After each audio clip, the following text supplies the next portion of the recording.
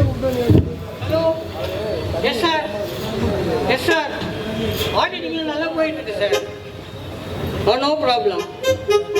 இது வரைக்கும் கொரிஸ் எதுவும் இல்லை சார். Okay okay. இன்னும் 2 நாளில் முடிஞ்சிடும் சார். Okay okay. நல்லபடியாக முடிச்சிடலாம் சார். சார் அப்புறம் அதுக்குள்ளே கட் பண்ணிட்டாங்க.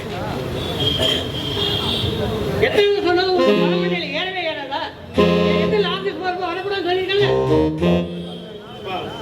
ராத்திரி சாப்பிடாம ராத்திரி முழுக்க தூங்காம இப்படி அவசர அவசரமா கிளம்பி ஆபீஸ் கிளம்புறீங்களே, அப்படியாவது சாப்பிட்டு போவீங்கன்னு தம்பா நான் கேட்கணும். உங்ககிட்ட இல்லப்பா. என்ன அது இல்லப்பா, இது இல்லப்பா. ஆபீஸ் போன நேரத்தில் டென்ஷன் பண்ணுறீங்க சொல்லி கேட்க மாட்டீங்க. போதா போத காசு ஒன்று தான் கேள்வி.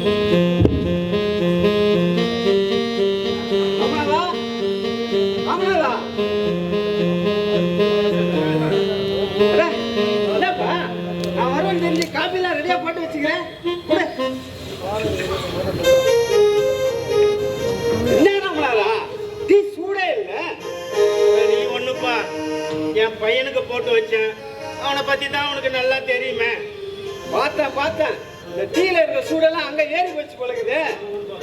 என்ன பண்றது ராமநாதா?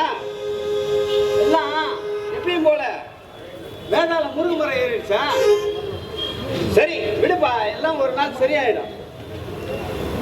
அப்புறம் ரமணாதா, நாளைக்கு உனக்கு டாக்டர்கிட்ட அப்பாயின்மெண்ட் போட்டுக்கிறேன். நாளைக்கு மதியம் 3 மணிக்கு நானே வந்து உன்னை கூட்டிட்டு போறேன். என்ன என்னப்பா அந்த வேகத்துல கிளம்புற? உனக்கு என்ன என் பையன் மாதிரி ஆபீஸ்ல வேலை இருக்குதா என்ன? அடா அது இல்லை ராமநாதா, இன்னைக்கு தங்கச்சியோட நினைவு நாள். அதாவது என் கூட இல்லாத என் நின்னாலோட நினைவு நாள். அதான் ஞாபகம் இருக்குதா? ஞாபகம் இருக்கு. சரி மதியம் வீட்டுக்கு சாப்பிட வந்துடு. என்ன வந்துடுறேன்ப்பா. சரி வந்துட்டா? வந்துடுறேன்.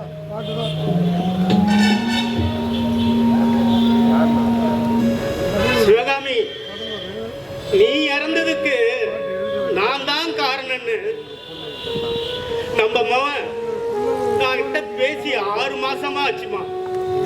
நான் சமைச்சு வச்ச சாப்பாடை கூட சாப்பிடாம போட்ட பார்த்தா என் நெஞ்சே வெடிச்சிட மாதிரி இருக்குதுமா. என் நெஞ்சே வெடிச்சிட மாதிரி இருக்கு. அம்மா சிவகாமி, நீதான் நம்ம குலசாமியா இருந்து அவன் மனசுல பூந்து நல்ல வழி காட்டணுமா, நல்ல வழி காட்டணும் தாய்.